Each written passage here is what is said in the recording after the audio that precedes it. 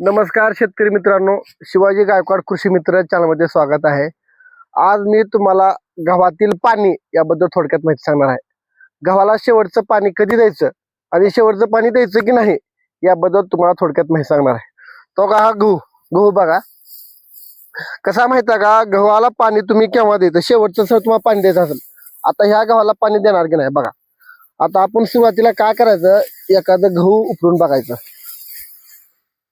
ही बघा गव्हाच्या मुळ्या, आता गव्हाच्या मुळ्या जे पांढऱ्या मुळ्या असतात, ह्या पांढऱ्या मुळ्या जवळपास काळ्या पडायला लागतात, सुकलेल्या असतात।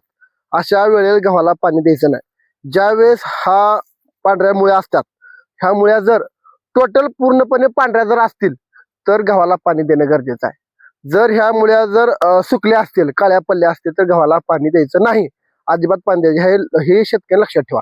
आणि दुसरं म्हणजे काय माहिती आहे का, तो काही लोंब्या बघा, हे आपण जे बघतो का, तो हे जवळपास ज्या वेळेस हिरवा असतं, तो हे कसं हिरवं, कुठं तर हिरवा आहे, अशा पद्धतीनं जर असेल तर तुम्ही पाणी द्यायचं।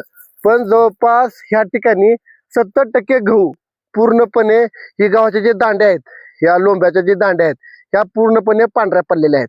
त्यामुळे ह्या अवस्थेत गव्हाला पाणी द्यायचं नाही। तो इकडे बघा, हा पूर्ण गहू बघा तुम्ही कसा झालाय। ज्या वेळेस गव्हाच्या पांढऱ्या मुळ्या पूर्णपणे 70% सुकलेल्या असतात आणि काळ्या पडतात, त्यावेळेस गव्हाला पाणी द्यायचं नाही। आणि दुसरं म्हणजे तो हे बघा कसं असतं, गहू सोनेरी कलरचं झालेलं असतंय।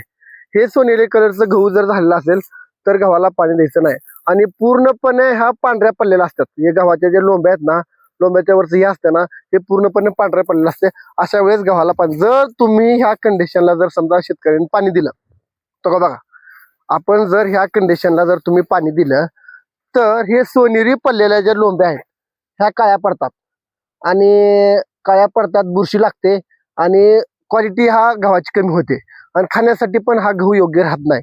त्यामुळे शेतकऱ्यांनी पाणी देत असताना पूर्णपणे गहू उपरून बघायचा। जर पांढऱ्या मुळ्या जर सुकलेल्या असतील, काळ्या पडलेल्या असतील, पाणी द्यायचं नाही। आणि ह्या जर हे लोंब्याचे जे दांडे आहेत हे जर पांढरे पडले असतील तरी पाणी द्यायची गरज नाही।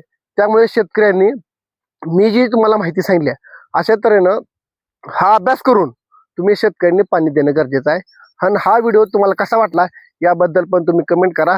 धन्यवाद। कृषी मित्र शिवाजी गायकवाड।